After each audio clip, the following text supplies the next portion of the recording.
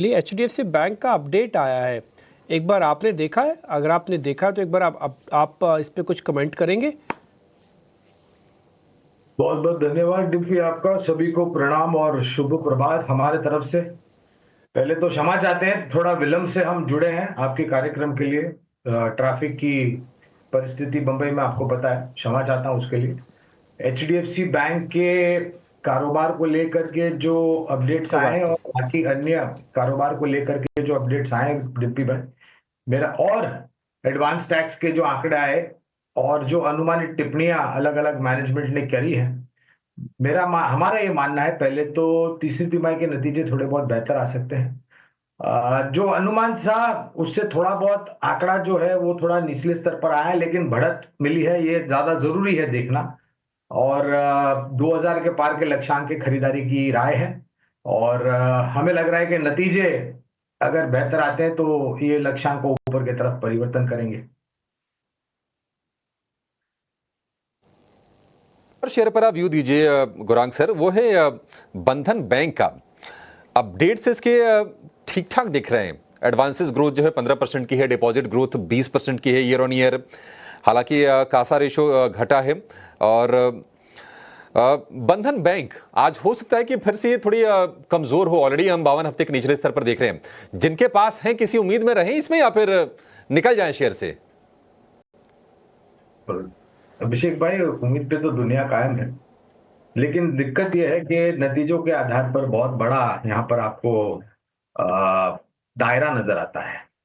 एक दो तिमाही में कम, बाकी की तिमाही में उतनी ही खराब परिस्थिति। फिर कुछ मैनेजमेंट को लेकर के भी बदलाव हुए सर्वोच्च स्तर पर। अगर आपके पास जोखिम झेलने की क्षमता है तो यहाँ पर किसी प्रकार के आपको सौदे लिखने चाहिए। मुझे याद नहीं आ रहा है कि हमारी यहाँ पर राय है या नहीं है, इसलिए विशेष रूप में टिप्पणी नहीं करूंगा।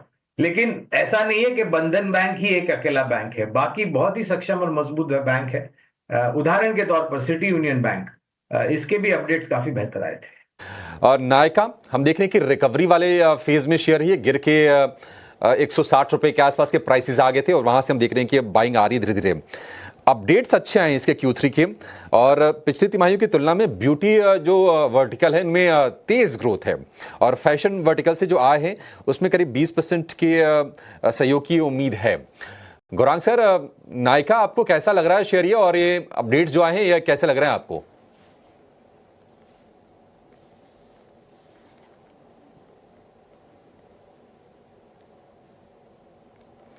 सर अनम्यूट कीजिए, फिर आपको सुन पाएंगे गौरांग जी।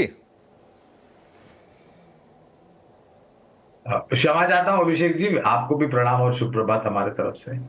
तो इस शेयर ने भी एक इतिहास मचाया था। जो लिस्टिंग लिस्टिंग के पहले ढोल नगाड़े बज रहे थे, ठीक है। लिस्टिंग हुई, फिर ऊपर के तरफ के जाए रहे और फिर धड़ाम से गिरा, और फिर मैनेजमेंट के तरफ से कुछ प्रयास भी किया गया लोगों को सहानुभूति देने के लिए।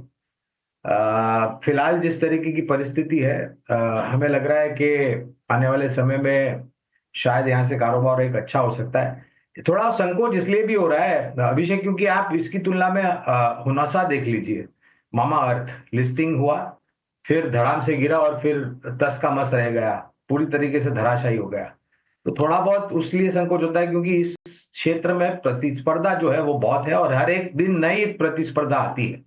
लेकिन बुनियादी दर के आधार पर अगर आपके पास निवेश निचले स्तर पर है अभिषेक, तो आप बने रह सकते हैं। अगर आपको नई खरीदारी करनी है तो थोड़ा गिरावट का इंतजार कीजिए। नहीं खरीदा